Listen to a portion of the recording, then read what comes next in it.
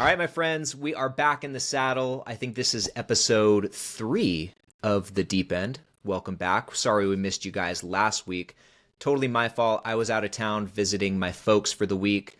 You guys know how the holidays can be. Sometimes it just throws a wrench into your regular schedule. So that's what happened to me last week. But we're back. And I missed this, man. I missed having our chat last week, and I'm sorry. I missed you, man. No, I missed you. I mean, the evening came around when we usually record and jump on here, and a little piece of my heart was just missing, Ryne.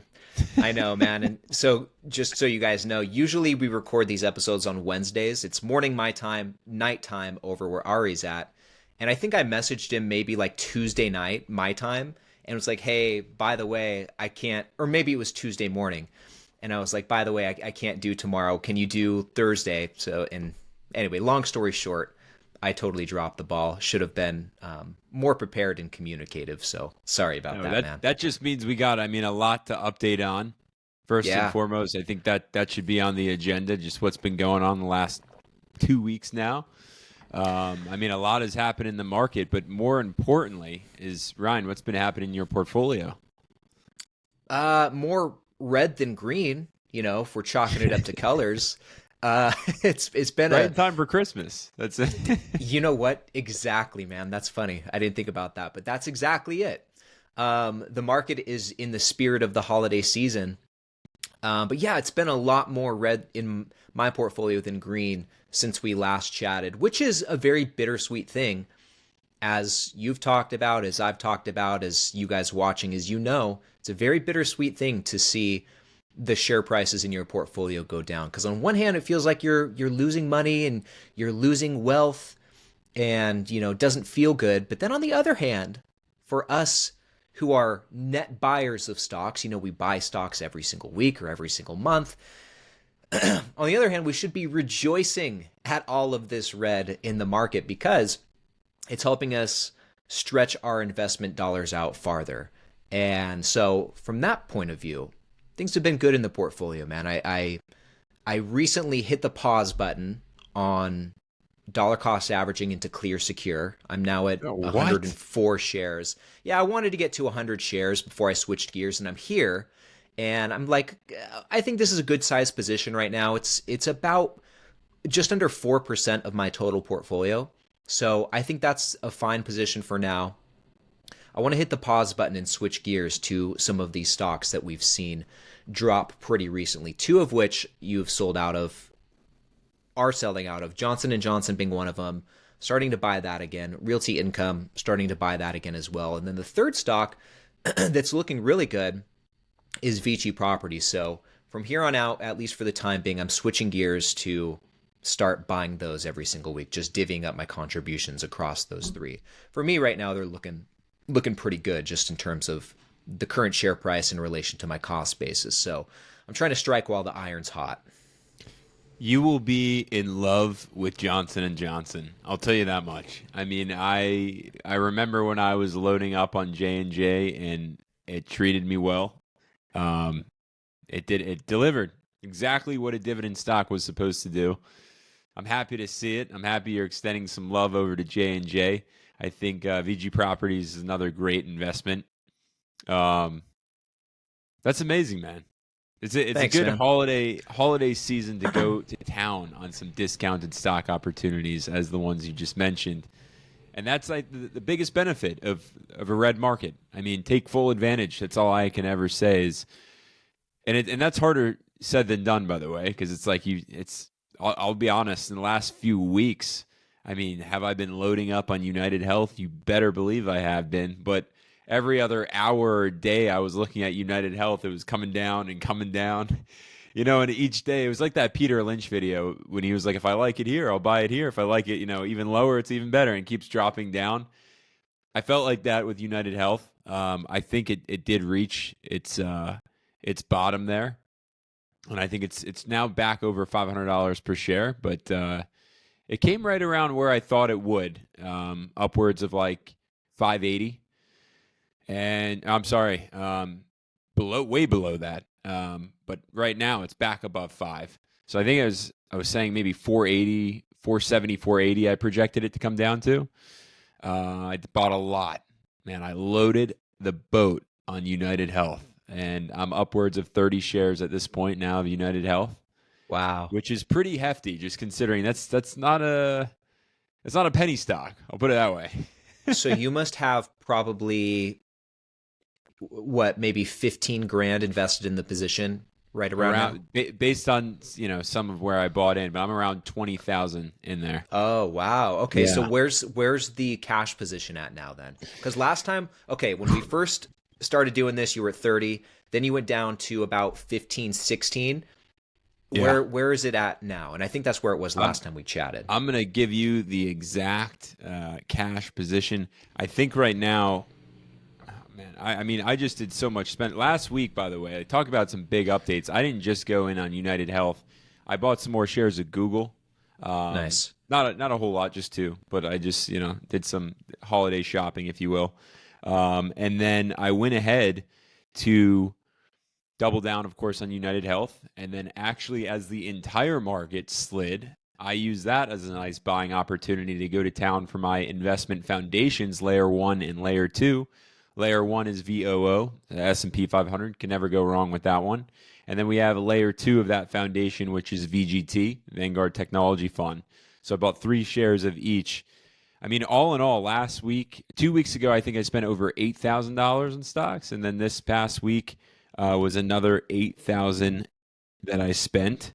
Jeez, man. And yeah, man, I was just going to town. I'm at $11,541 of that cash position, and I'm gonna be Wow. putting more cash in pretty soon. I'm waiting for a few more checks to come in, and then I'm gonna throw it all in there. So I Good for think it you, should go man. back up to around 20,000. Okay, nice. So, okay, where's your portfolio value at right now? Are we 240? 245? Close, close. We're at 245, 886.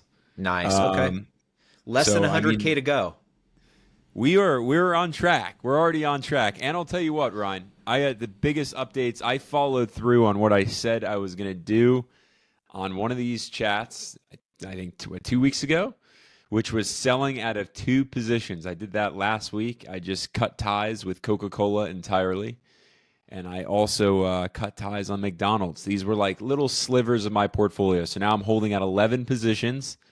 My goal again was the 7 to 10. So I'm one position shy of actually getting there.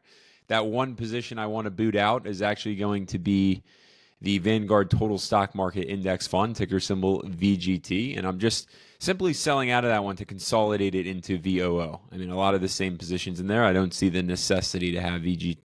I'm VTI. sorry, not VGT. VTI. So I'm going to be selling out of VTI and taking all of that. I have about $18,000 there, and I'm just going to put it right into VOO. Not even going to think twice about it. Yeah. Now, there's one stock that I have been watching. For me, it is looking nice and ripe, riper by the day, which is Waste Management. One man's trash, another man's dividend. Nice. I would love to have Waste Management in my portfolio as a dividend growth stock. So I'm waiting, to kind of make some moves there. Realty Income is on the sell list. So there's a lot going on. There's a lot that's going to unfold in 2025. Yeah, but you're clearly taking steps toward the plan that you've outlined here. So that's good, man. And I think it's a totally sensible move, excuse me, to ditch VTI just to put in VOO. I mean, VTI, way more holdings than just the S&P 500. I think there's over 4,000 in VTI or Yeah. close to it. But if you look at the makeup, like the majority of the top holdings, it's very similar. So I think it makes sense just to, it's in some capacity, it's kind of like having 2 versions of the same thing or a very similar thing at least. And so, yeah, I think it makes sense to just consolidate that into one or the other. And I haven't compared the performance, but I would imagine VU's performance over time has been better than VTI's. It's So, about like a percentage, no, more than a percentage, but it's not like a insane amount, but enough okay. so where even if it was a couple $100, I mean, to me again, just think about a couple $100 compounded over time. That's how I look at everything. $1 compounded over time, right?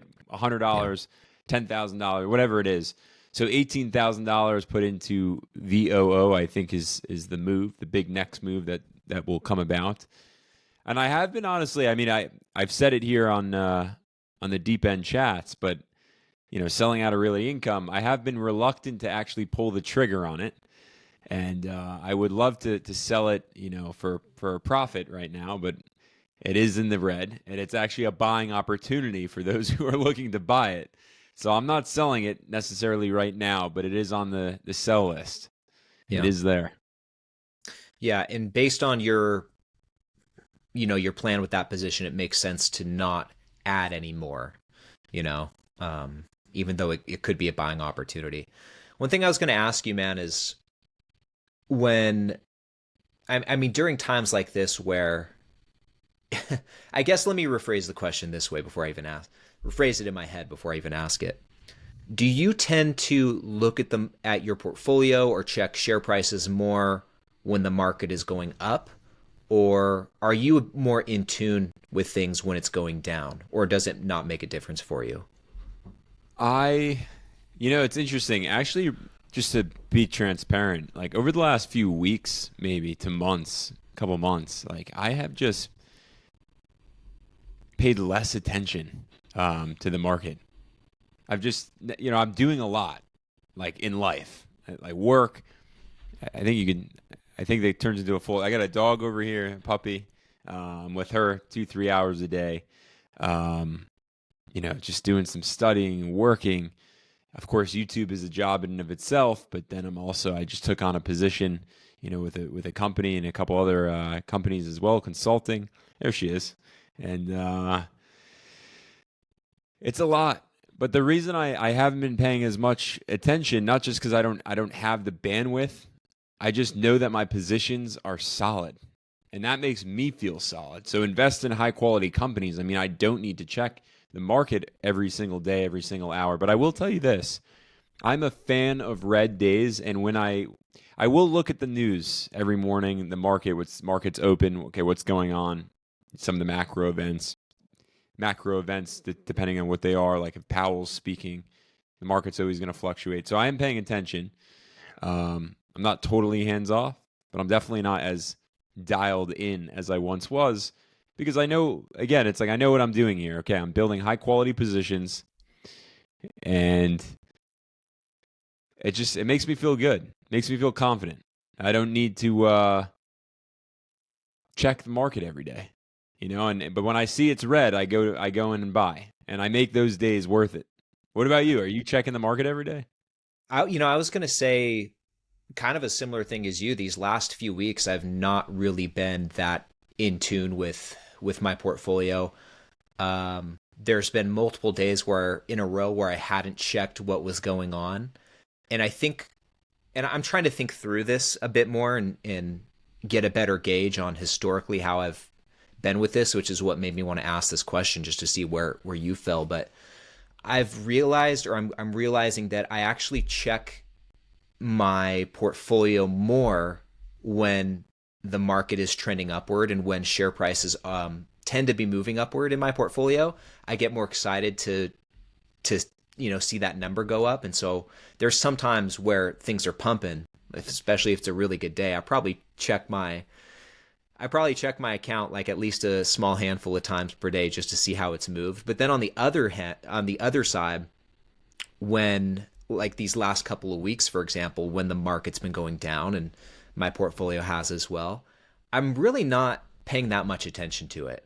Um, Definitely not as much attention as if things were going up. Like the big day when the Fed announced that they were lowering interest rates while simultaneously reducing the amount of rate cuts for next year, when we had that big red day, I checked my portfolio and saw the big drop, and it's kind of cool when you can get to this point and you can look at that and say, when your entire portfolio is red, oh, something macro must have happened. The Fed must have said something to cause this. There's not really any, clearly there's not something going on with each individual company. There's something something market wide that's happening that's causing this. And whenever stuff like that happens, for better or for worse, I kind of just mentally put that in like the noise box. Like that's what's okay. I realize this is what's bringing share prices down. I understand why, but in the long term, in the grand scheme of things, it's probably not going to be a huge deal that this happened today. And so when I come across events like that, I kind of just, it makes me want to tune out. It's like, I'll deal with it. I'll come back to it in a while and whatever. Like it's exciting to see, okay, well, where are the buying opportunities from this event? And that's where I looked at like the Realty Income, J&J and Vici and said, okay, it's time. But beyond that, once I kind of have a plan of attack, when things are going down, I'm not as tuned in. I'm kind of living life and doing other things and staying out of the portfolio, because I figure, and while it's good and I'm happy to see share prices go down, I'm still a human being, and so still seeing a lot of red can kind of make your gut wrench a little bit. You know, it's not the easiest thing to see. Like in my portfolio, I've seen it go from about 89,000 down to, at the recent low, like 84,000. So for me, that's a pretty big drop in a short amount of time. And instead of incessantly checking it to see if it's turning around, in those instances, I'm probably better off just avoiding it and just doing other things, kind of like you were saying. And that's kind of where I'm at with this whole thing. And it's been fine, like not checking the stocks as much. Things are still, these businesses are still kicking and they're actually starting to turn around. And so I think I saved myself a bit of, not stress necessarily, but there's not a whole lot of good that can come from incessantly checking checking your portfolio. And continuing this tangent, this is something I've been thinking about going into the new year, like making one of my goals to check my portfolio even less. Because I would say on average, I just check it once a day. Normal times, I'm checking it once a day. If there's something extra special, it's a little bit higher frequency, like I was just describing. But I'm kind of thinking, I've kind of toyed with the idea of removing things from my phone, certain apps like Seeking Alpha or Snowball Analytics, or even like the Charles Schwab app, all my different brokerages and all my stock, price. That's pretty serious. I've been thinking about doing that and just having it on my computer. So the only time that I check my share prices or check the news or whatever is here on the computer. Is that just because you feel like emotionally you might, tap out and sell, or like, no, do like red days get to you? Like, no, not that bad. It's more so if I'm checking it multiple times a day, which I don't usually, but the times when I do, it can, the time doing so can add up. Like if I open up Seeking Alpha, I don't know, sometimes I just go down a rabbit hole on Seeking Alpha. Just when I meant to open up my phone and just check a share price real quick or see what's up, what's down for the day, sometimes that can turn into like a 30-minute event. And sometimes I do that a couple times a day. It doesn't happen often, but I don't know, I just thought for a time-saving thing and maybe to help me with just general focus throughout the day, it'd be better to not have that. And I've actually thought of doing the same thing, not just with my stock stuff, but with like the YouTube studio too, that shows you all of your, analytics and views and comments and where things are at. I can't tell you how many times a day I check that. I spend a lot of time doing that. And that's just for the same reason I was thinking about removing it, just for better focus throughout the day. I don't know if I actually will. You should bring back the Motorola, man. Yeah. Just carry the brick, like. Dude, there were some really cool flip phones back in the day. The Razr is iconic. Do you remember the Sidekick? Not a flip phone. Well, kind of a flip phone. Sidekicks were so cool. Yeah, of course, the Sidekicks. You flip them open. I remember I never had one, but my friend had one. I was so jealous of that. Same here, man. I never had one either. But I had this really cool Nokia. I don't remember what it was called or anything, but it was super cool. There was a button here, like on the side that you push, and that's what flipped open the phone, and it made this clicking sound, and it whooshed open. I just thought it was like the coolest thing. Let me ask you this: was your family a T-Mobile family, Verizon, or AT&T? So we started out a Nextel family. Interesting. This was before they merged with Sprint. So we started off with Nextel. So my first cell phone had the walkie-talkie on it, which was so funny. And my friends had Nextel too, so we'd always walkie each other after school. It was fun. So we went from a Nextel family to a singular wireless family, which then became AT&T. And we're still with AT&T. Everyone's with AT&T. That's great, man. We were a T-Mobile family, and I'll tell you what, I mean, I grew up on the East Coast in Princeton, New Jersey, and for whatever reason, T-Mobile just had very spotty service at that point in time. And half of my room had service, and the other half did not. And so if I was laying in bed, I'd have to roll over to one side to use the phone and roll back over and put it on the nightstand. But we were a T-Mobile family. Eventually, we switched to Verizon. And man, Verizon was great. But yeah, anyways, no, it's interesting to hear that you're deleting a lot of these apps, and I mean, it clears up not only just phone space, but mind space. And, for me, I mean, I don't really look at my phone all too much at all. I will say this, when it comes to investing, I know, and my portfolio is just much smaller now, so I feel like it's a little easier for me to be like, okay, which stocks am I focused on right now, and what am I doing with them? What are the goals? So, for example, I'll check what's going on definitely at least once a day just in my portfolio to see where stocks are at. I do like to always dollar cost average in on red days somewhere. That's been a commitment to myself, but knowing some of the positions, so United Health, last 2 weeks it's been falling, excuse me. So I went ahead to every day that I saw it was notching down, buy a little bit more, buy a little bit more. Now on the other end, I'm waiting for realty income to go back up and then to make some moves. I want to ask you this. So when it comes to, selling a stock or buying a stock, whatever it is, I feel like, and maybe it's just because I really do, as a real estate guy, as a former real estate guy, like I love realty income. It's an amazing company, behemoth of a portfolio, over 15,000 properties, over 1,000 clients, global really domination when it comes to a real estate investment trust. It's just really inside of me, I'm saying it doesn't fit your profile. Your investor profile is not, here yet. And I'd like to invest into waste management or a couple of my other, more dividend growth oriented opportunities. But every time I think about like doing some of these big moves, I just get stuck, like mentally stuck. And I see some of the comments that came in. So thank you for everybody who commented. A lot of those comments were, just do it. Just get rid of it. If you don't see it working for you, just don't be married to it. I don't feel married to the stocks, but there's just like an internal dialogue that goes on for me. And it's like, okay, I know you want to sell, but maybe just wait for a second, wait a couple days. And then I find myself waiting, and I am deeply asking myself this question of like, am I really fooling myself just by holding on to realty income right now?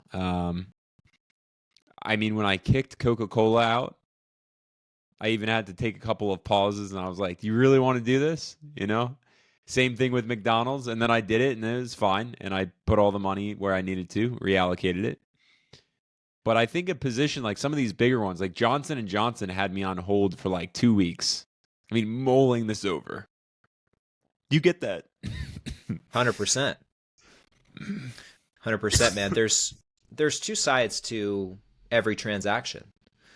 When you go to sell the stock thinking that its best days are behind it or that there's better opportunities out there, there's someone on the other end of that who is buying those shares from you who thinks the exact opposite.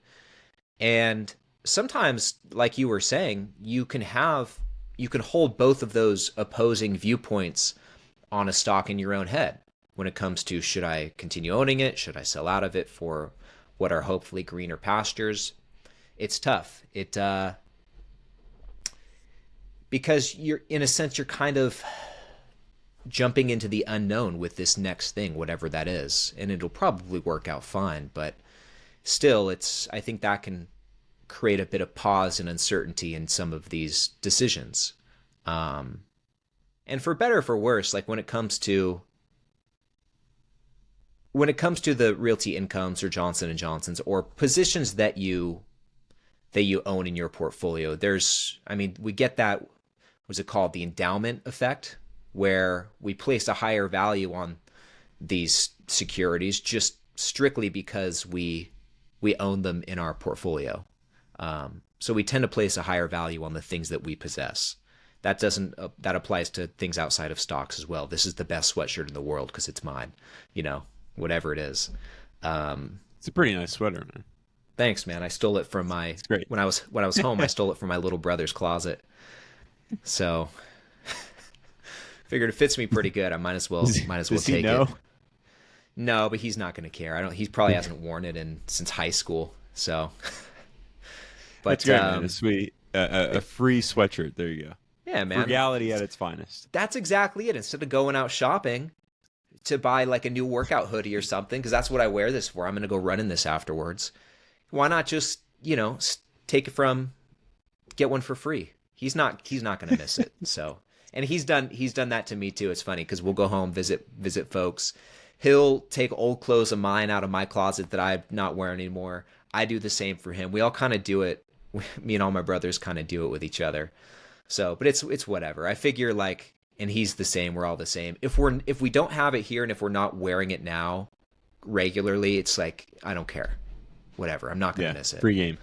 Exactly. But anyway, so I totally understand where you're coming from, but I would ask you though, like when it comes to Realty Income, that you're having this dilemma, I understand your reasons for wanting to sell it, but what's on the other side of that? What are some of those thoughts that make you think maybe it would be worth holding on to? The income. I mean, I think about again, it's so silly because, when I'm looking at this bigger picture, I mean, I really am just a fan of dividend growth and share price appreciation. Total return is what's most important for me. What I think should be most important for every investor, but I get it. Like, I've taken the heat over the last couple of weeks to months, really. I've taken the heat from a lot of people calling me out for not really being a true dividend investor because my, dividend yield is the yields I have, in these companies are, I mean, let's be honest. United Health, I think, is, 1.5%. I think Realty Income is just the biggest dividend yielder in my portfolio at this point. So kicking that one out, I mean, really, what type of quote unquote dividend investor profile or portfolio rather would this be? But I think, I like seeing the income every month. That's not a reason to keep it. Just because you like seeing the income every month when meanwhile I'm not using it. I don't need it right now, so it's just reinvesting. But I gotta ask myself some serious questions here because even if I'm reinvesting the dividends and it's dripping back into, Realty Income and I'm building a larger position just by dripping. Over time, total return wise, right? What would say maybe I had more shares loaded up more on United Health, or maybe I just started a new position with Waste Management finally. These stocks, in terms of total return, are going to deliver more for me right now. So I want to take advantage of that. And I don't know, man. I just get stopped in my own tracks, and I'm like, I like the safety of the company, knowing I'm going to get this dividend every month, but I don't know. I also I see how the pace of my portfolio, how much it's just been growing. It's really come a long way, and that's a pretty great feeling, to have seen my portfolio just kind of launch to some high highs. And what I have been doing more recently is actually tracking every month. At the beginning of the month, I sit down and I go through my net worth, and I'm like, all right, this investment portfolio is really, really popping off. which makes me really eager to then double down on what I'm doing, because for me, it's working.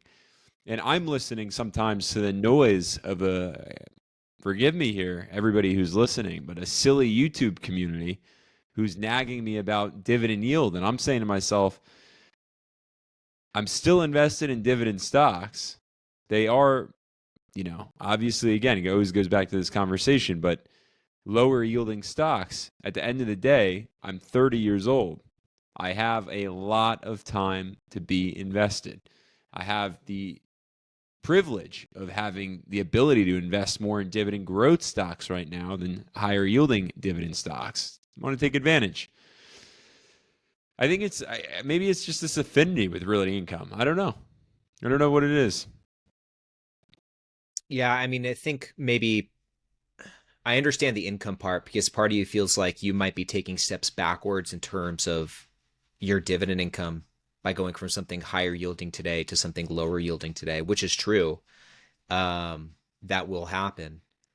But if it's one of those things where it's taking one step back to take two steps forward, then that's what you should focus on. And always you should focus on the long term. With that said, though, and it's a really tricky thing, man, because there is so much gray area in here. I say that, and there's also no guarantees that whatever comes after realty income will be two steps forward. It's hard to tell. It's hard to say. But then when it comes to total return, now obviously like that, there's two parts of that equation. There's share price appreciation plus dividend income. And there are some positions, depending on the profile of the stock, the amount of total returns that comes from one or the other, from share price appreciation versus dividend income, the breakdown of that will, it varies from stock to stock. Something like UNH, more of the total returns will likely be driven by share price appreciation versus something like Main Street Capital Corporation or Realty Income or something with a higher yield. More of the total returns from that may be driven by dividend income versus share price appreciation. Now, in your case, it sounds like a lot of the total returns, which have been great, obviously have been coming from share price appreciation. That's fine. And so maybe part of it is realizing that and not wanting to, you're okay with taking some steps backwards in terms of dividend income, but maybe with the sale of Realty Income, it feels like you're taking, well, that's the last step backwards, and that's a really big step backwards to take. So maybe part of you is thinking, well, I'm doing pretty good all over here. That's pretty in tune with my overall goal, but maybe I just hold on to this Realty Income, which, the total return should be okay, but they're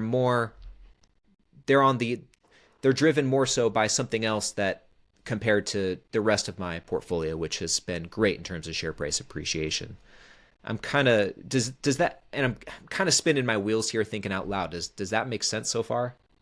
Yeah, totally. Look, I even thought about maybe doing like, half of the move, kind of like just, Yeah. I don't know, like Yeah.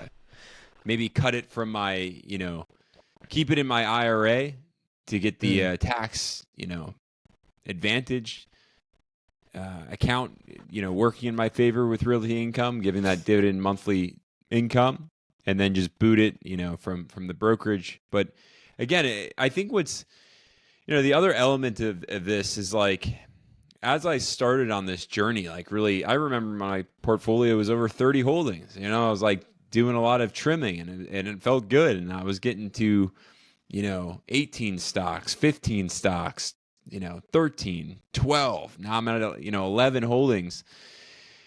And I'm saying to myself, like, wow, it's getting harder to know, like, which ones do I really want to let go of so I can really double down on building this, what I see as a fortress of a portfolio that is unbreakable, built off of high quality dividend growth stocks.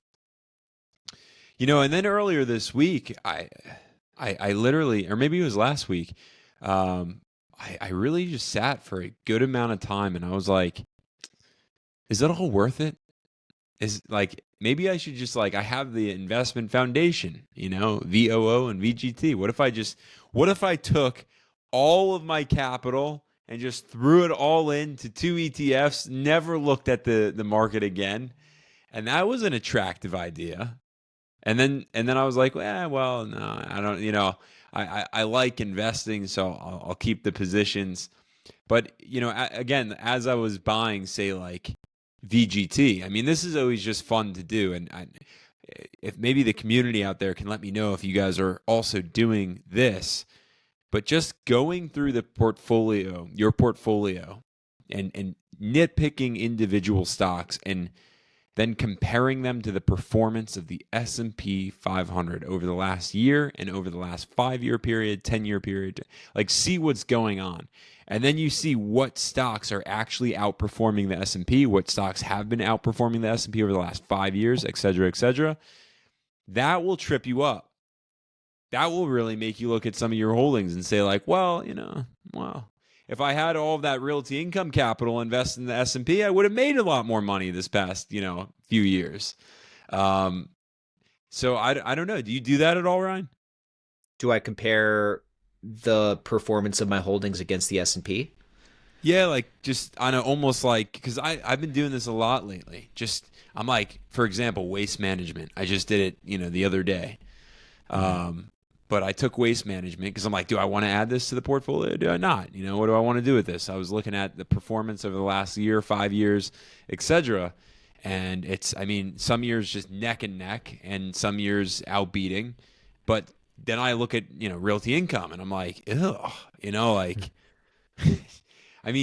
Trust me, I get it. Interest rates haven't been a friend at all to any REITs.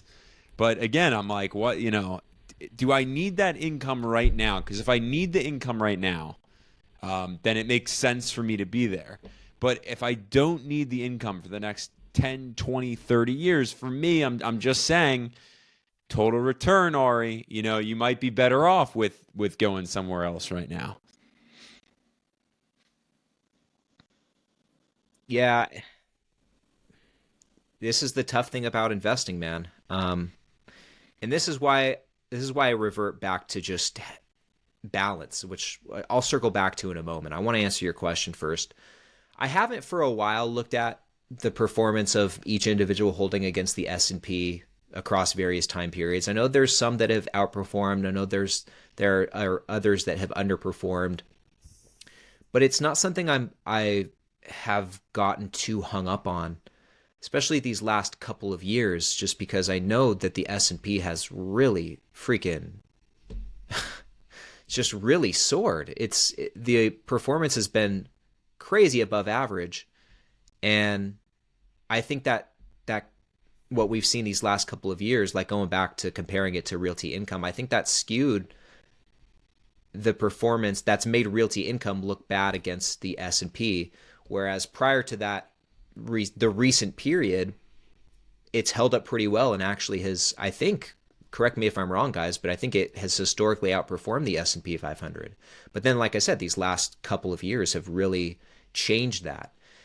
And these next couple of years could tell a completely different story, could tell the complete opposite story, to where maybe some of these positions that either yours, mine's, or whoever's that have underperformed the S&P now will outperform the S&P, or maybe ones that have outperformed will underperform. It's constantly in flux.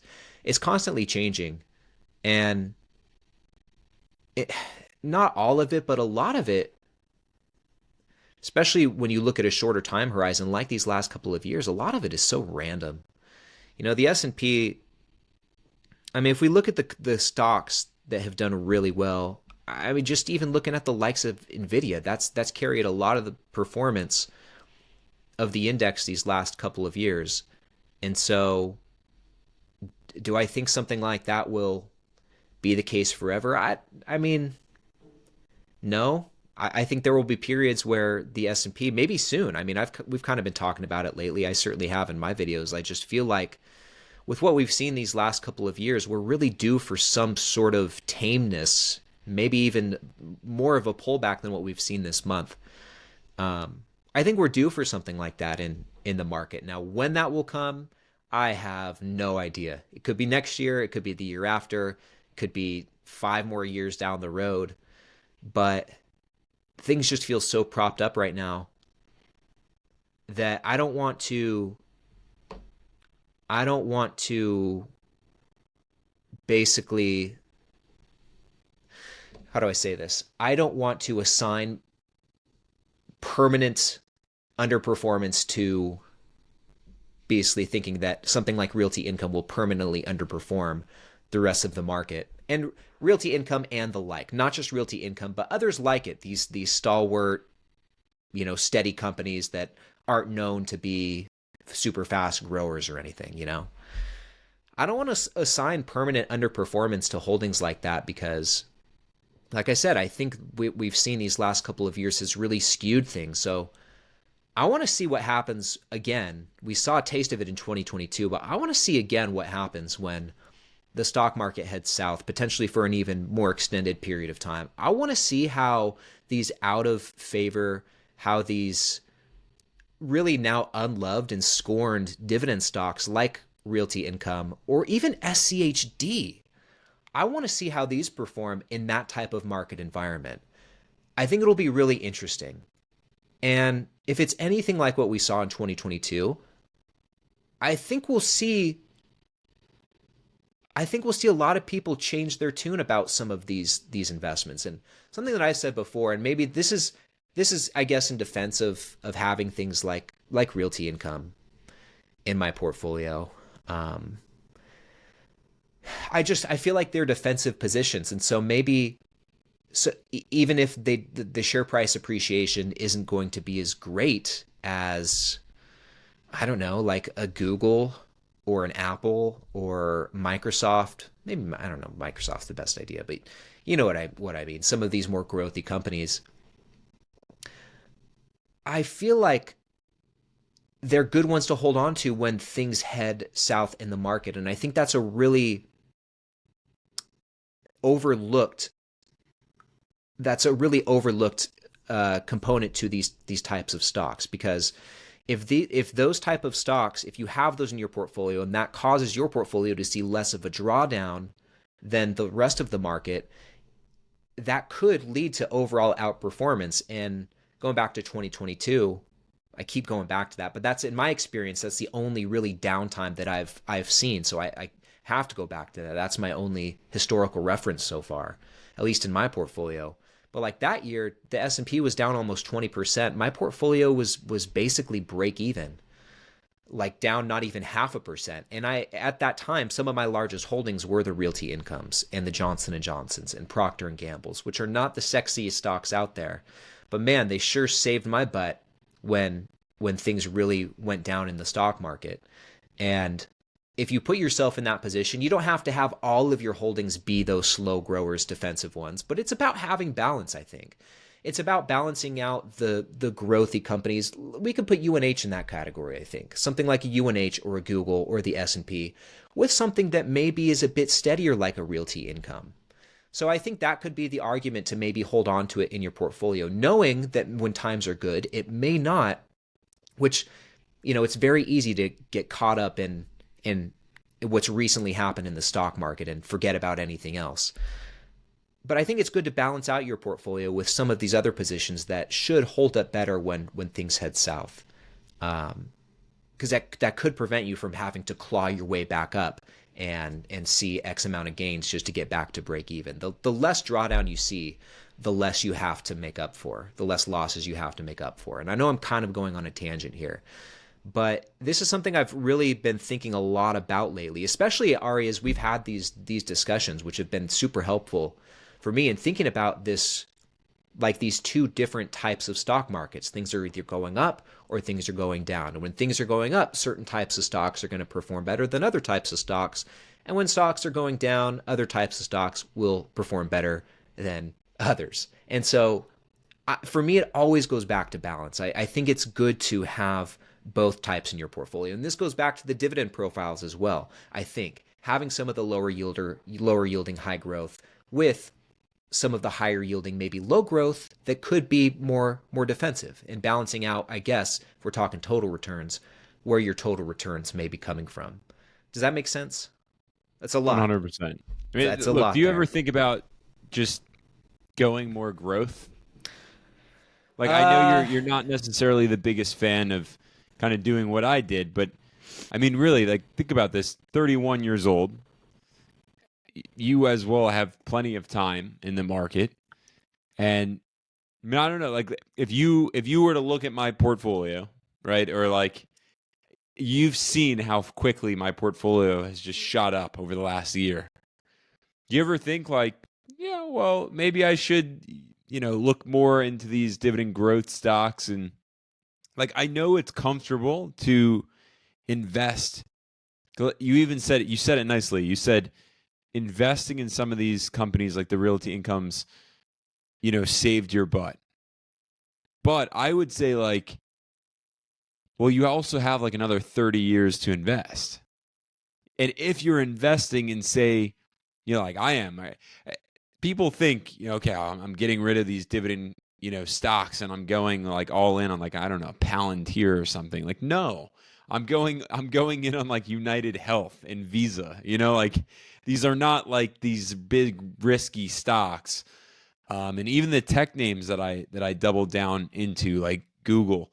I mean, I literally am just looking at the future, and I'm saying, where is our future going? And even when I look at a Realty Income versus a Waste Management, something that I'm just locked in on is, okay, Waste Management is doing a lot in terms of going green. Pretty cool things they got going on, but like greener trash collection, right? And then what happens over the next decade? Like, how are we going to manage waste in a much greener capacity? And we're already moving in that direction. And so I'm like looking at just the future trends. Like, where are we heading? Now, as a former real estate guy, I do understand real estate well, and I know that Realty Income will just continue to most likely build out this vast portfolio, and the industry is not going to change much. I mean, yes, with greener technology, even in Manhattan, when I was in Manhattan, we were just beginning to do a lot of, development projects on our buildings, projects in which we were adding energy efficiencies to every building, all these high rises, fascinating stuff. But like that's when it comes to Realty Income, that's as good as it's going to get. Versus, you have some of these other companies like a Google, and it's like, wow, we're talking now quantum computing and the future, and what does this look like, and a lot of growth. And I don't want to miss out on. I don't even want to call it FOMO, because FOMO for me is more like I see everybody else, investing in this and making money, and I'm like, oh, I need that. No, I'm simply coming at this from the angle of, I don't want to miss out on what I feel is an opportunity, because the future is presenting the case.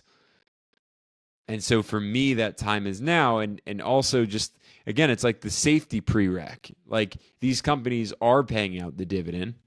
Although not a crazy yield, they're paying out a dividend, which says that their balance sheet can afford to do so, right? Lower payout ratios, higher dividend growth rates, and a little bit lower of dividend yields over the longer span of time. I mean, I think these will work very nicely for me. Just on my walk, with my dog earlier today, I was actually thinking about this. I said to myself, almost a quote unquote inside the mind of Ari. I was like, these viewers on YouTube will see in like 2 or 3 or 5 years what I'm talking about. Like, if you chase yield, that's cool, but like, you're going to see my portfolio just continuing to soar.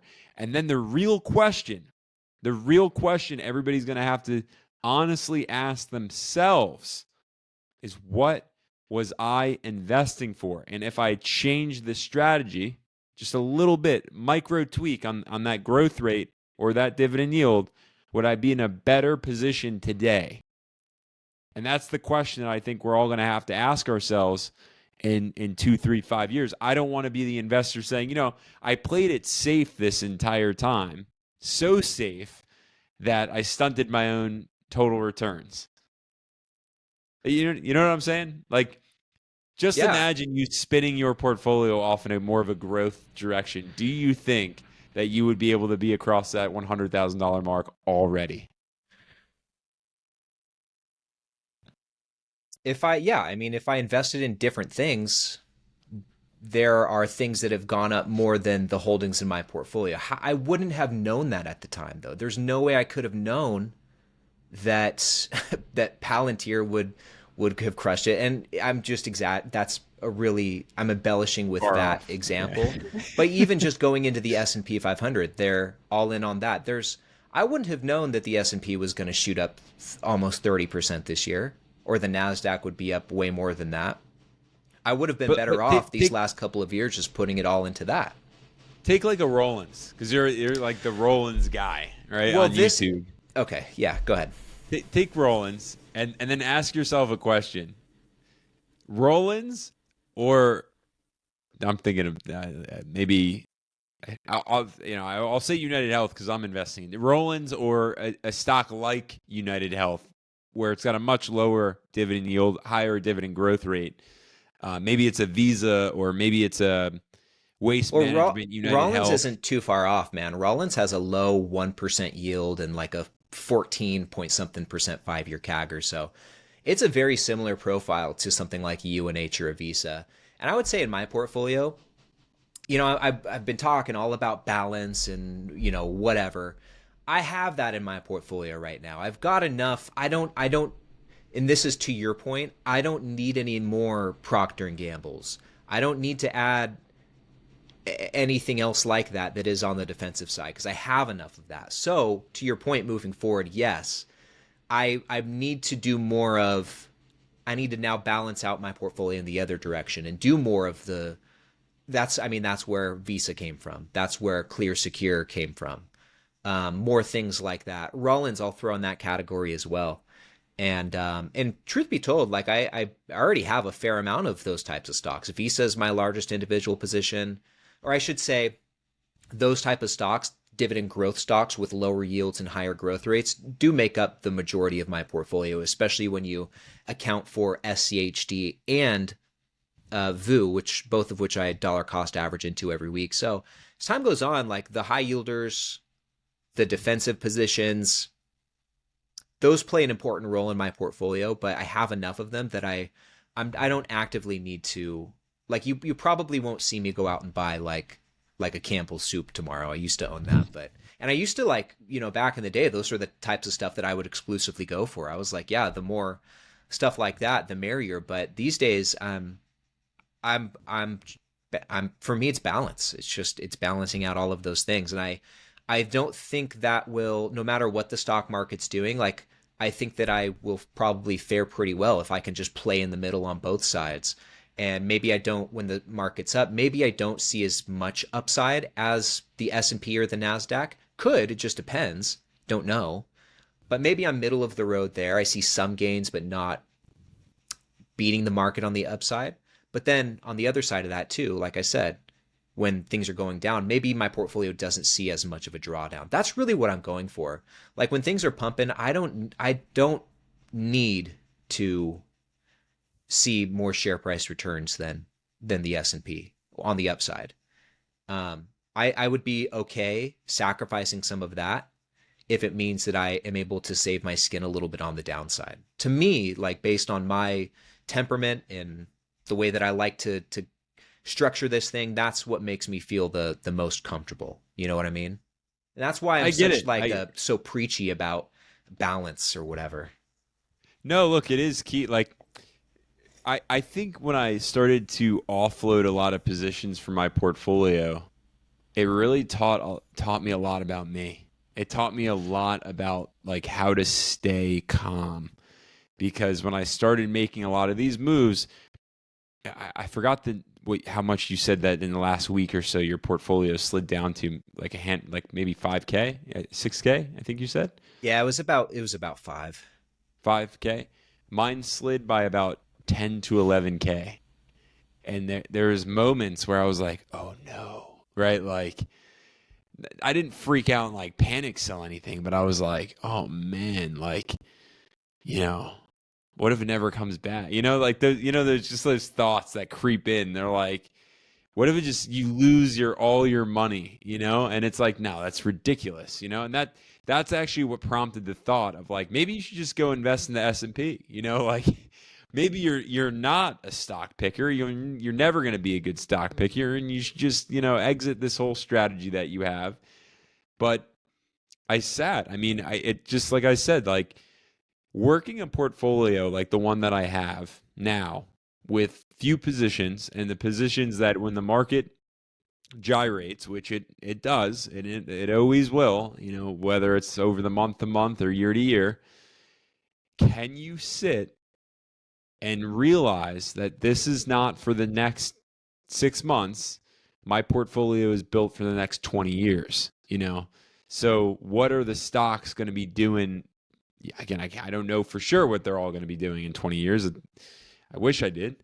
But I got to think to the future, right? That's why my mindset is like, okay, where are these companies going to be going? That's what matters to me the most. And so looking at the realty income, I go, what are they going to deliver through on? Well, for sure, they're probably going to continue to expand that portfolio of theirs. I would easily see them continuing to scale their portfolio, 20,000, 25,000, properties.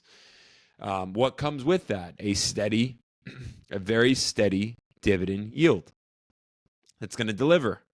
Thank God for real estate and property. That's just what happens. But on the other hand, what is a company like Google maybe going to look like in 10, 20 years? We have AI. AI wasn't enough. Now we have quantum computing, right? So we're taking a look at least I am, a lot of what's going on here. Visa is another attractive one to me. What is in 5 years, in 10 years, in 20 years, is the credit card going to be what we know today, or is it going to be something else? And is Visa going to be in the loop on that game? United Health. I do think right now is a very pivotal moment, I think, overall for the healthcare industry. But and I will hate to say this, I don't really think healthcare is going to change all that much in America, for better or worse, whatever, however you see it, wherever you stand politically. I just personally don't see any real movements being made. So what is United Health or the companies alike? What are they going to be doing? How are they going to revolutionize over the next 5, 10, 20 years? And I see them integrating AI and cutting down on staff and doing a lot of these things. That's actually, a large part of these denial rates that are immediately getting denied is actually from AI, because these algorithms are prompted as such. So we got to take a look at that now, right? And that's what's going on. Well, what's crazy, sorry to cut you off. What's crazy about that is that's the worst it's ever going to be. It's just going to... Exactly. Yeah, the AI will get better from here. Exactly. It's like, okay, now we know it's quick deny. Okay, so how do you now change the algorithms or whatever it is to make it better, make it more effective?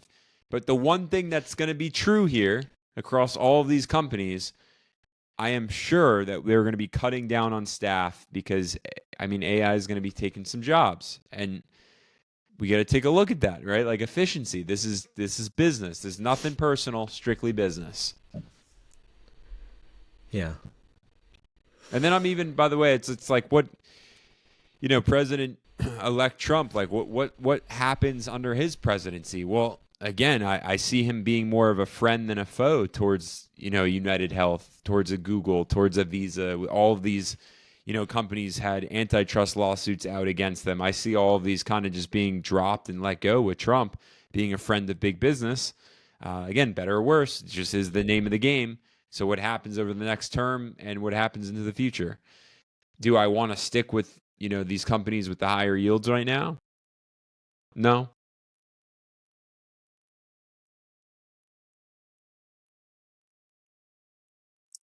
I get you, man. I'm just venting at this point, Yeah. But it does it. Look, I think I'm I get worked up over this. I don't want to see any young investors leaving money on the table. Well, you'll never know if they're leaving money on the table until the events have already happened. So there's It's also that. not my money on the table, Yeah, but I get what you're saying. I understand what you're saying. I just get frustrated when people don't know their profile. If you give me a good reason, like for you, like you have your portfolio and you know your risk tolerance and like you know how you operate. So I respect that. But I feel like there's so many investors out there who are just investing for the yield or like what are you doing? It gets me worked up. Well, I understand that. And that's, I don't know where these emotions are coming from now, man. I'm like upset now at this point. well, dude, it's okay. You don't have to get too worked up over it. It's especially when starting out, you don't know, you just don't know. You don't know to think about this stuff. You don't really know exactly what you're doing. You're still learning how to walk, basically. And so with that, you got to start somewhere. And I just think a lot of us, I mean, myself included, had to and still is learning things the hard way as you just kind of experience it. And I think when it comes to understanding what's important to you as an investor and what you're looking for out of your investments, I think in a lot of cases that develops over time. You don't know it immediately, especially if you come in to do this without any experience and the first place you turn to is YouTube, which was how I did it. You just kind of model what other people are doing. That's how you get your start, and then you develop it from there. And we can make a video every single day about how new investors should just start with ETFs or just start with the S&P, whatever. But there's always going to be so many people who want to try it out for themselves. Want to try picking stocks, and they'll figure it out. I think at the end of the day, I think you'll agree with this. At the end of the day, the important thing for those people is that they're investing. Any sort of investing is better than none at all, and they'll find their way. It takes time. As we've talked about, this is a constant learning experience, and it's a constant evolution. And there may be a period of time where I come around more to your way of thinking and think, ultimately Ari's probably right. I probably don't need the realty incomes or whatever. I'd be better off going in something else. But for now, I'm on my own journey, on my own path, and have my reasons for keeping these in my portfolio. And time will tell whether that turns out to be right, or if I just turned out to be mistaken about that. Like I said, we just don't know. And between now and the near future, there's so much randomness that's going to happen that may seem like a signal to how things are going to be.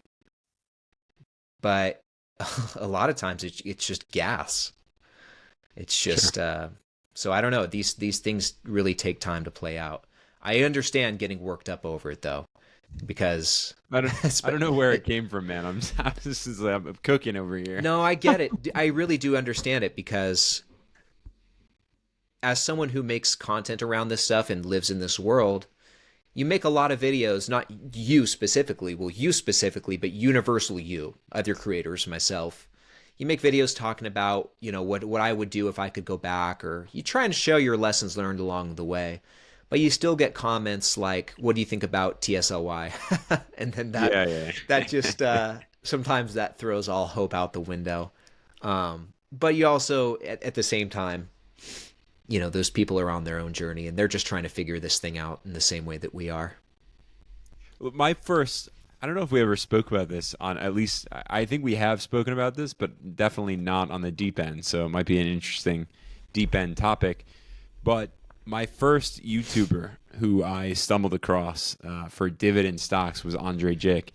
Mm-hmm. And first of all, I don't even know if he's not even a big dividend guy anymore. I mean, he's really like a cryptocurrency channel now, I think.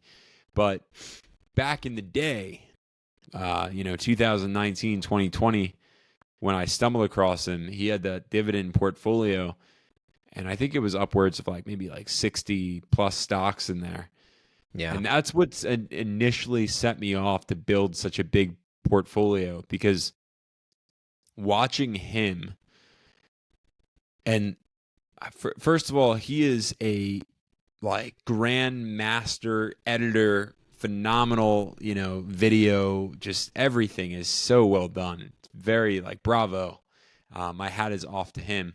He has killed the YouTube game. But I will say, I feel like investors should be careful when you see content like that, because when someone has more of the editing and the bells and the whistles and this, it can be easier to be distracted by the appeal of the YouTube, or I want to say the creation of the entertainment, than actually like the meat and potatoes of what we're really doing. And so I personally, at least rather recently, have really wanted to just deliver more on the message of the investor profile. Like, I don't know who's watching this video, but your investor profile matters. What does that entail? Your age, your risk tolerance, how long you have invested in the market, so on and so forth. I think it would have been a different Ari Gutman story if Andre Jick shared about the investor profile and shared more about constructing the profile based on your timeline, and not as much of like the dividend income. Like, I just remember watching his videos. I'm like, wow, like dividend income, that's, passive income. This is great. This is great. But again, just knowing what I know now, I'm like, sure, I'll preach what I'm doing, but more importantly, I want to preach about the investor profile, because we're all in different positions. We don't know who's watching our content. And it's just like, don't leave money on the table. If you're a younger investor, maybe focus more over here. If you're older, focus more over here. If you're somewhere in the mix, maybe, you are younger, but your risk tolerance so well that you'll panic sell at any volatile moment. So then maybe veer into more of the ETFs and the safety route, right? Like, but please just give some real rationale behind what you're doing. That's what matters to me. Yeah. I still think a lot of that stuff, I totally agree. I think a lot of that comes with time. A new investor is not going to know their risk profile. They could think, gosh, I'm 23 years old. I've got plenty of time. If my stocks go down, they go down. But if it were to actually happen, they might feel differently in that moment. And only through that may they come to realize, I don't have as much risk tolerance as I initially thought. It's that classic Mike Tyson quote, like, everyone has a plan until they get punched in the face. Like, you could learn, like you said, you could learn a lot about yourself just from going through, as an investor, you can learn a lot about yourself going through those experiences. And man, it really is the best teacher. And that's why we can make as many videos about this stuff. We could talk about it till we're blue in the face, but at the end of the day, people are always going to do what they want to do and what they think is best. And I just think a lot of things you have to learn the hard way. I really do. Do you think if someone, like, I'm just thinking about this now. I'm like, if someone, maybe it was a YouTuber or maybe it was a mentor or whoever, maybe if someone just sat down with me and they said, Ari, golden rule of thumb with investing, because I am just thinking back now to this moment when, watching Andre Jick's videos and kind of how I got started. And it's pretty interesting because I knew Buffett existed. I knew there was this Warren Buffett, superhero in the market.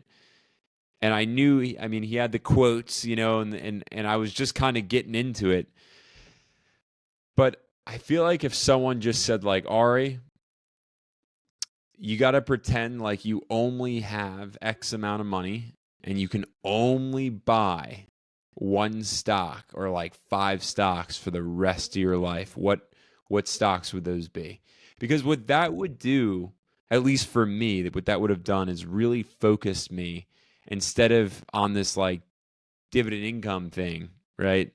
And just being wound up about yield and building out this massive portfolio, I would have taken the approach of like, if I only can invest money into 5 businesses, I'm not even going to call them stocks, just 5 businesses. What businesses would they be? And why? I mean, in one of those businesses, that's how I looked at it, was in fact Apple. It has been and remains my best performing investment of all time. And that was how I thought about Apple. I was like, I'm a fan of Apple. I use their products. I'm Apple everything. Team Apple. Easily after I built out the initial foundation, which was VTI, by the way. Apple came next. So I kind of just look at it, I'm like, okay, imagine just like instead of watching these creators and their dividend income and this and that, look at it. It's like, no, investor profile, just pretend that you can only ever invest in 5 businesses. Wouldn't you kind of come to the table differently? Yeah, and you could never sell them ever. I mean, I've heard that, Warren Buffett's punch card thing, analogy, fable, whatever, since I first got into investing, and it makes sense. It totally clicks. Putting it into practice is so much harder. That's another thing that I think it gets easier with time, though, because as time goes on and you have more experience looking at companies, thinking about companies, spending time in the market, I think you come to realize that there's not that many businesses that are worth investing in. There's really not. Like when you first get into this, you're picking everything, you're trying on all these different hats. But a lot of investors, we were both like this. I know a lot of you guys watching have been like this too. You dwindle down your positions over time because you through experience and through learning the hard way, you come to that conclusion that some businesses are just worth investing in more than others. I'll go back to like a Campbell's Soup. Fine company, but I mean, plenty of much better investments out there. That's like one example for me, but 3M, I guess that's another one. And we dividend both companies investors mentioned, by the way, on Andre Jake's channel. Both what? Way back when. I remember Andre talking about Campbell's Soup, 3M, a lot of these companies. But yeah, and what I'm trying to say is, what I'm trying to get to is it's easier to stick to that 5 punch card or 10 punch card or whatever the number is. Once you realize, there's really not that many great businesses out there. I've got a watch list on Seeking Alpha. I've got a few different watch lists. I've got one just super big watch list of all the dividend stocks I've ever come across. Maybe not all of them, but the ones that I've heard of. If it's a new one, I add it to my watch list just to keep an eye on things, A couple hundred stocks on there. Most of them I know, probably all of them actually, not that interested in. There's plenty of options, but I'm really probably just don't think those are going to be great investments for me. I have another separate watch list of companies that I'm somewhat interested in. These are ones that I understand, took a quick scan of the financials. Those look pretty good. For me right now, I think that list is that, and I'm interested in exploring them further. For me, that list is like maybe 20-ish companies right there. Then I've got my list of very interested stocks, ones that I'm like, okay, pretty serious about this one. There's only 3 on there.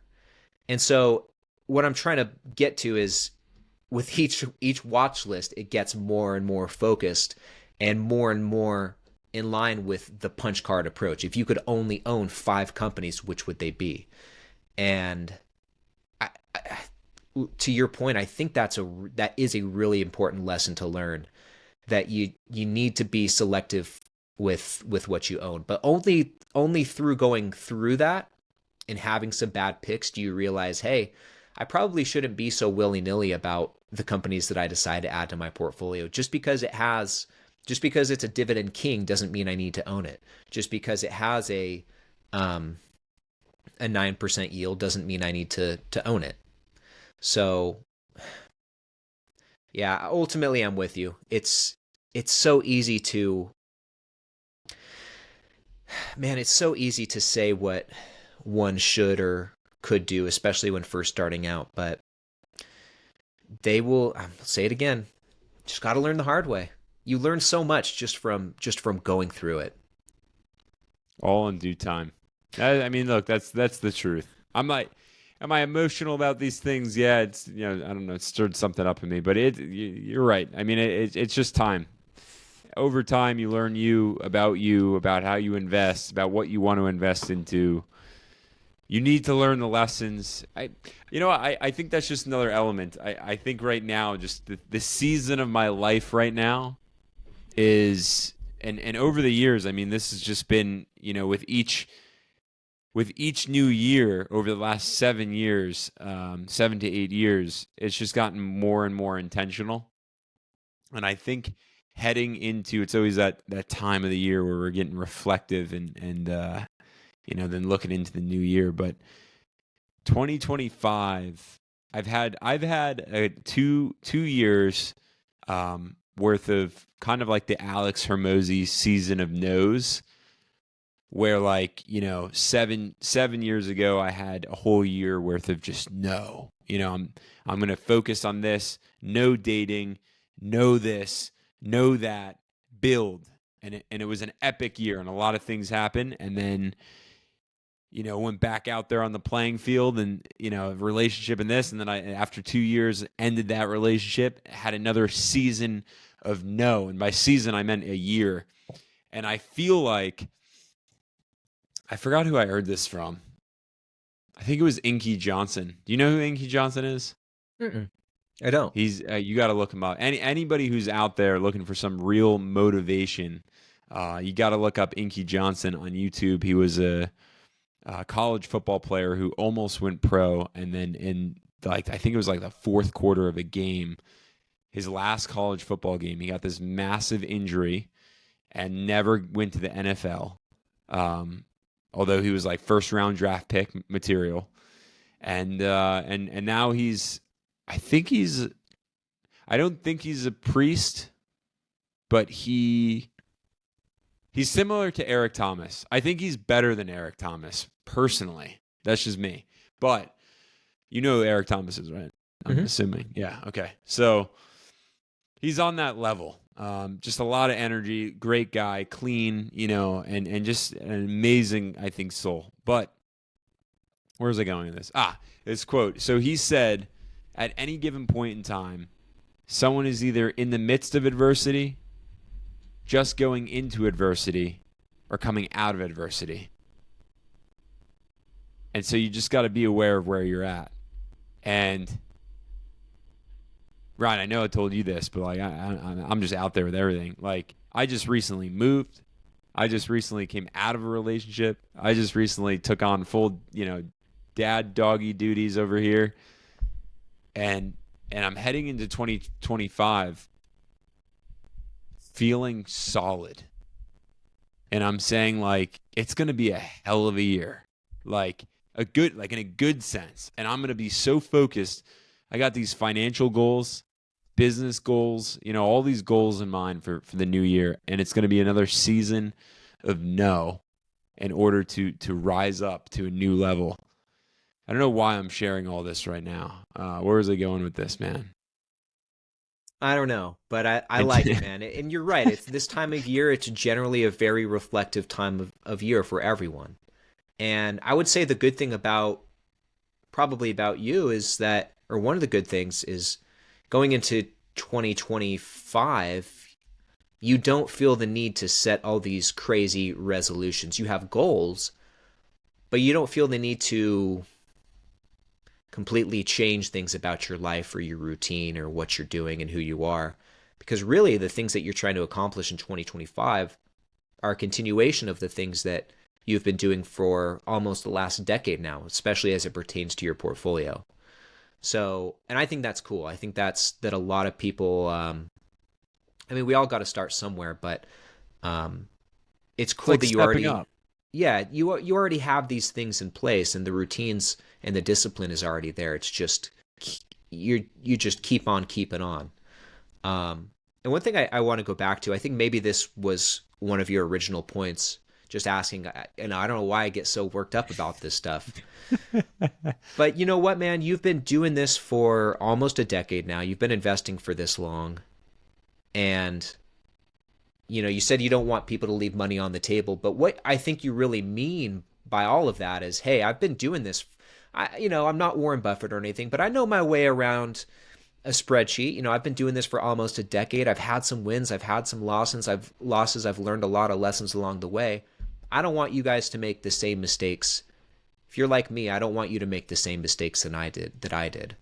And so sometimes it's easy to get worked up when you still see that not being heeded, your advice being heeded, I suppose. Um, but in due time, kind of like you said. Look, that just means everybody can comment down below with with questions or some of their portfolio concerns or whatever it is. Yeah. Because Ryan and I are here to help. And I think that's just the magic of this channel. I think that's the magic of being YouTubers, and it's. I gotta say, this whole YouTube journey in year to year, and heading into the new year with the deep end, Ryan, just with you even deep in aside, it really is just a gift. It's a gift to be on this journey in this community with everybody, and I'm just really grateful, man, because you can't do this thing called life alone. You can't do investing alone. You could try, but at the end of the day, when you do things alone, you're more prone to the mistakes and failures, because real wisdom is actually listening in. What are other investors saying? And you don't have to follow through on everything. By no means am I here saying even that like everything Ryan and I share here on the deep end is the golden rule of thumb, but take it for a perspective and maybe challenge yourself with a new perspective. And can you grow from it? Can you learn from it?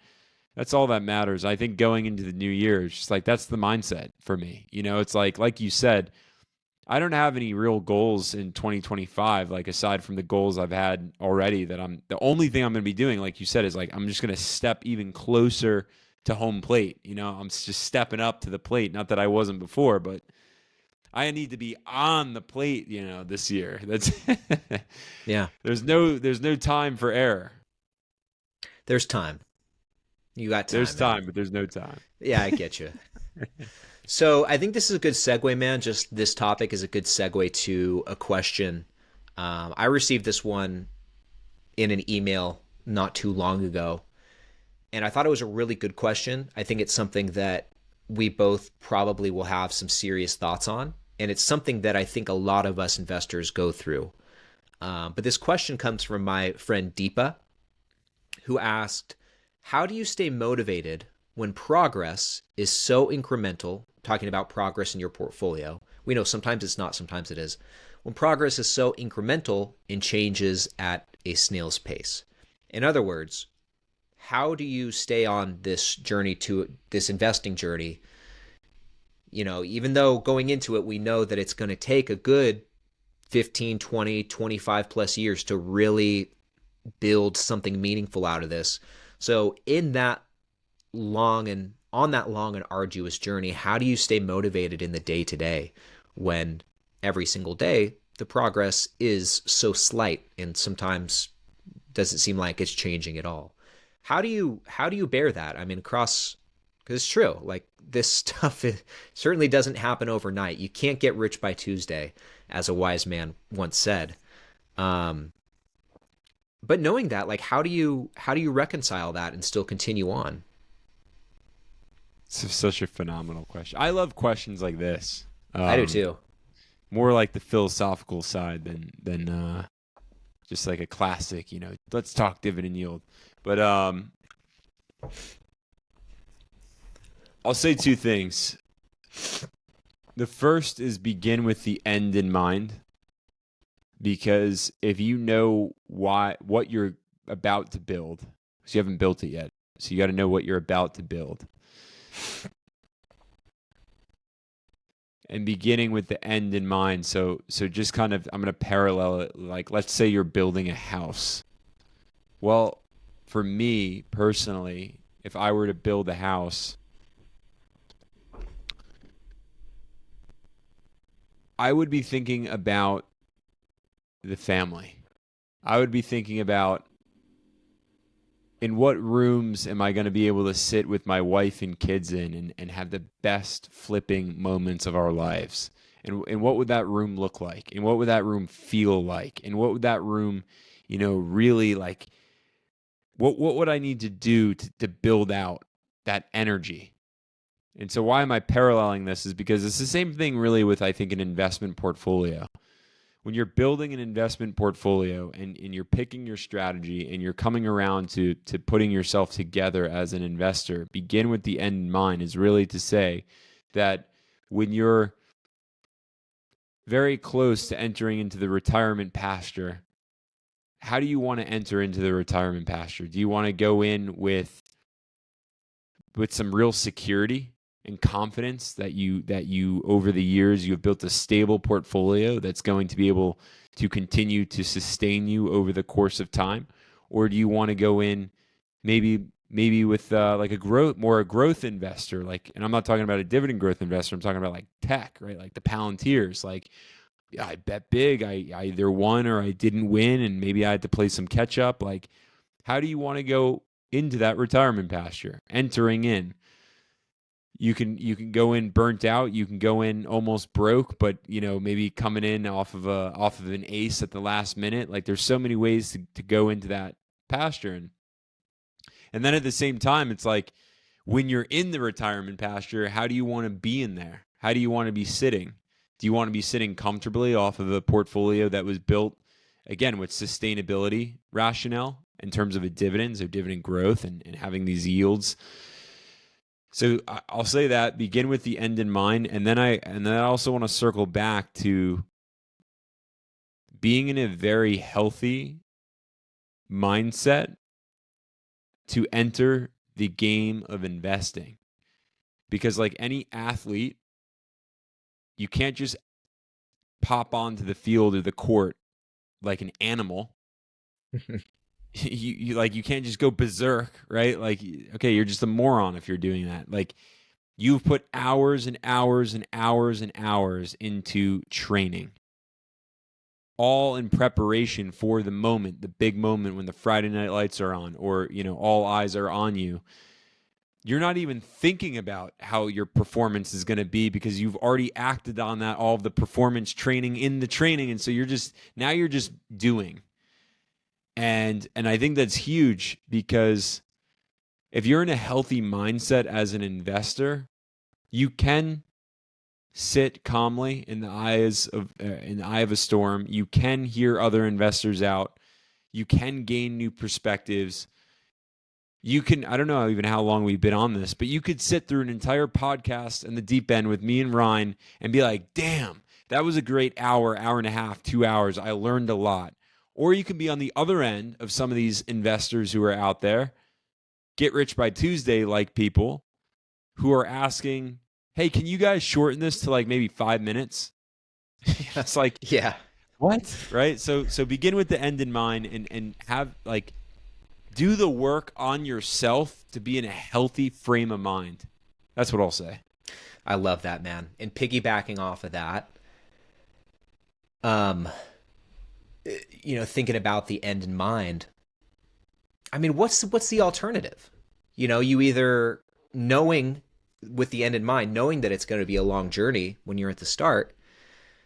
I mean, what's the alternative? You either do it or you don't. And if you don't, then when you come to the retirement age, you've got to play catch up, and you just don't want to put yourself in that position. So there is no alternative. And I will say, as far as being motivated, I can't say that I always feel motivated. I always enjoy investing, but I would say that the time when I was most motivated and the most psyched and amped up about it was right at the beginning. And that's true when you start any new thing. You get into any new hobby. I did this with freaking pickleball a year ago. Played one game. I was so hyped on it. It was like I was looking up tournaments. I was looking up sponsors. I was like, how can I become a full-time pickleballer? I was that into it. But after a few more games, could you imagine if life took a turn and it's like, man, stranger things have happened. It wouldn't happen for me. I'm not good enough, but I never thought I'd be here making videos talking about investing. So life can be crazy sometimes. But anyway, what I was trying to say is at the beginning of anything, that's when the motivation's going to be the highest. Um, but it comes and goes. You can't always rely on motivation. You're not always going to be motivated to do things. And so at the end of the day, knowing that this thing is going to be long and tedious, yet worthwhile, which I think is the most important part, or most important thing to keep in mind. Yeah, it's hard. Yeah, it's not always fun. Yeah, it doesn't always come easy. But my goodness, what's the alternative? You stop, you give up. Man, you've got to keep taking steps forward. You've got to keep walking uphill because that's the only way. That discipline, not the motivation, the discipline to continue on is the only thing that's going to get you to where you want to go with this thing. The more that you do that, the I don't know, I guess the closer you are to that ultimate goal of financial freedom. And that's going back to what Ari said, the end in mind. That's what it's all about. You just have to hold that thought in your head that someday, if I just keep on keeping on, I will be there. Just keep investing. That's it. And like I said, the motivation may not always be there, but if the discipline's there, that's really what matters. At this point and honestly, if you can get to that point where you're investing regularly and it's just becomes a routine of your life, then you'll get to a point where the discipline's not even difficult. It feels weird if you don't invest a week or a month. It just something feels off. That's kind of how I am with working out. I've been doing it for the last 15 years, and I might take a day off or a couple days off per week. But if I don't work out for like 4 or 5 days, I don't feel like myself. And the same is true with any habit or routine that you develop. It just becomes a part of something you do. And when you reach that point with it, which I believe, I'd be surprised if all of us watching, unless you're a brand new investor, I'd be surprised if all of us watching weren't at that point already. If you can get yourself to that point, then the rest is easy. It's just, especially if you're investing in ETFs, you don't even have to think about it. Just go live life. And that's another thing. I think during times when, we kind of talked about this earlier in the video too, during times when the progress feels so incremental or it feels like the needle isn't even moving, man, take a step away. Just tune out a little bit. Don't check your portfolio every single day or multiple times a day if you're me. Just don't do those things. Just take a walk and maybe spend some time away. And when you come back, I guarantee if not in your portfolio value, you would still notice a difference in your dividend income. I guarantee when you come back, if you just kept the things in place, kept contributing, kept investing, but maybe we're a bit tuned out, when you come back and tune back in, I think you will really notice a big difference in your portfolio. So progress is there and it's being made. It's just not always easy to see that when your head's deep in it. Sometimes you have to take a step back and take a step away. So if it ever gets to be too much, don't be afraid to do that. That's one of the beauties of this style of investing that Ari was talking about earlier is if you're investing for the long term and buying these companies for the long term, you don't have to be as in tune on the day to day. You can take some time away and come back, rest assured that knowing that your positions will still be intact and probably thriving if you're investing in great companies. So that's my take on the whole thing, but I get it. It's tough. And last thing I'll say, the beauty of this and investing in general is it's one of those things that just gets better the longer that you do it. It feels like things are moving slow at first, but you get a few years into it, 10 years into it, 15 years into it, that progress comes a lot quicker. And that's like the opposite of how it works with a lot of other things. Like with working out, once again, you guys know me. Got to throw it in there. Yeah, you have to. When you start working out, when you start lifting weights, a lot of your gains are made right at the start because it's this new stimulus that you're introducing to your body, and that forces it to grow. And so right off the bat, that first year, those first couple of years lifting weights or whatever, you really see a lot of your gains in that initial time period. But as time goes on and the longer you do it, it takes more to build muscle. And the results don't come as quickly, or the progress isn't made as quickly. That's the opposite of how it works with investing. It starts off slow, But as time goes on, the longer you do it, the faster things will grow. And that's why we love the dividend snowball effect. That's why compound interest is like the best thing in the world. I'll also just add this, because even when you're working out or when you're doing anything in life, investing especially, set micro goals. That helps a lot with motivation, because if you set your goal to be $100,000 and you're, I don't know, 20 or 25, however old you are, and you don't even have $10,000, I mean, $100,000 seems light years away. Although it's not, you can do it. I mean, season of no we're talking about here, and getting real with yourself. But it's accomplishable. Maybe not next month or by Tuesday or by next year, but maybe over 3 years or 4 years, however much time it takes you. But break $100,000 down. Maybe make your first $1,000 or $5K or $10K. And when you hit that number, I used to work as a sales manager, and we celebrated every single win. I mean, when a new rep joined the team, the first thing that I would do with that rep is literally force him to celebrate his first closing deal. And then when he was hitting quota, and it was like, let's raise the quota. But before we raise the quota, let's work hard and play hard. And I actually was I did a Masters of the Market interview with Brian from Business with Brian, and Brian worked at Amazon. And Brian actually asked me this question, and he was like, well, let me ask you, Ari, how do you celebrate your wins? And being honest, in that moment, I had kind of stopped celebrating my wins because I'm so focused on this larger goal. And first of all, I definitely think certain people are born and bred a little bit differently, in the sense that, like, when you just have some insane athletes that are so super focused, like myopically focused on a goal, that they will just sacrifice like none other. And I do believe that at some point in my life, it dawned on me and hit me that like I am sacrificing, and that's the way my life is going to be, and that's the way I roll. But you can train that. Like, you can easily train, just sacrificing. And so I don't celebrate as many small wins. I would say I would recommend it. I recommend it to everybody else. I personally, though, like, again, entering 2025, season of no, right? Like, here we go. But definitely when you start out and you do, like, I don't feel like I lack motivation, so it's not really an issue for me. But if you feel that you lack motivation, micro goals will help you set yourself up for more success and continued motivation, fuel along the journey. Because when you get that first 1,000 or 10,000, and then you go celebrate, let me go celebrate 10K by maybe it's going out to eat or a little vacation for yourself, whatever it is. You come back and you're like, let's get the next 10K. And where's that vacation going to be? So, I would add that in as well. Yeah, that's a great point. And also revisit like previous small goals that you had that you maybe didn't appreciate. That helps too, and can help give you an important perspective when you zoom out.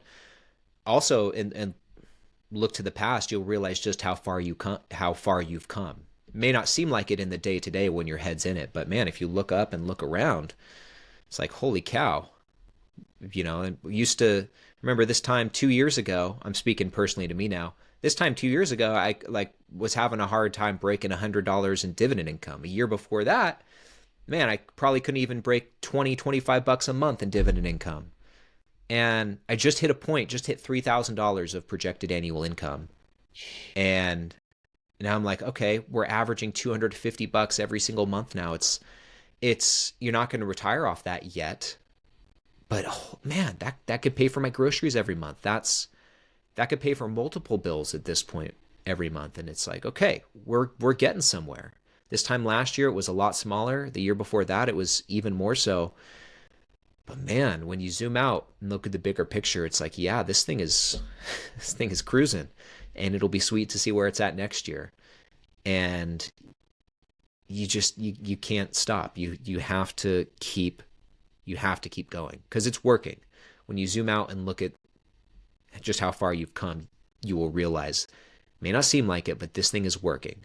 And because it's working, I cannot stop. No option. This is great, man. This was a great episode. I feel like heading into 2025, like this was a strong one. Would you be so bold as to say that this is the best one yet? I would be. Okay. I would be bold enough to say that because I think it's just been real. Yeah. It's been a real, when time is just flying and ticking by and Yeah. like the conversation is actually just getting deeper into the deep end. Yeah. That's exactly that's it, what man. we're doing here. This was a really good one. And this one's going to be this is our last episode of 2024, I believe. So this was a great way to close out the year. And dude, next year is going to be a good one. This was a really good year. We're going to have another one. Either way, no matter what happens in the stock market, it's going to be a good year. I'll close out here, at least on my end, by saying, I hope everyone has an amazing, amazing end to 2024. Raise your glasses to 2025. For some of us, a season of no. For some of us, maybe a season of maybes and yeses. Whatever it is, 2025 is going to be a great year as long as we stick together and we make it a great year. I'm looking forward to continued conversations here on the deep end, and I just want to say thank you, everyone, for already joining us here on the deep end and just investing with us, alongside us, growing this community. It's just been a real honor. Happy New Year to everybody. Happy holidays. A lot of love, many blessings, and until 2025. Yeah. I can't add anything more to that. You guys, thank you so much for all the support. Thanks for hanging out with us for this last 1 hour and 42 minutes. Happy New Year to all of you guys, and we will see you in the next one.